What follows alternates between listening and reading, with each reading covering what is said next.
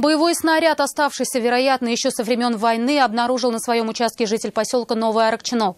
Землю он купил недавно, завез грунт и начал строительные работы. Во время них и обнаружил подозрительный предмет. Испугавшись, хозяин участка решил вызвать на место все спецслужбы. Нафиса Минязова побывала там, где долгие годы пролежал опасный снаряд.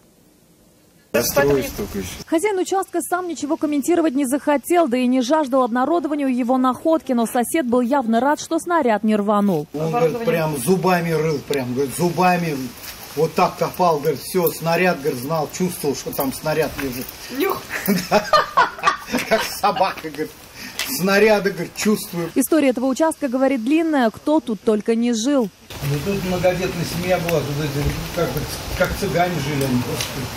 Вот их те изгорели, ладно, все живы остались. 10 раз перепродавали это все. Ага.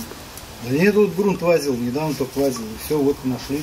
Мужчина склоняется к мысли, что снаряд на участке все это время не лежал, а действительно был привезен вместе с грунтом. Только вот откуда его привезли, сказать не смог. И то, что не произошло страшного ни во время перевозки, ни во время обнаружения, считает удачей. Ближе к месту, где расположен боеприпас, нас, конечно же, не пустили в целях нашей же безопасности. Сейчас на место ждут специалистов, которые осмотрят место и будут готовиться к извлечению снаряда. Затем его отвезут на полигон за пределы города и там же уничтожат. Нафиса Минязова, Наиль Абдуллин, вызов 112. Мы делаем вам вызов. Смотрите одну из самых рейтинговых программ о происшествиях в Татарстане на нашем сайте tnv.ru.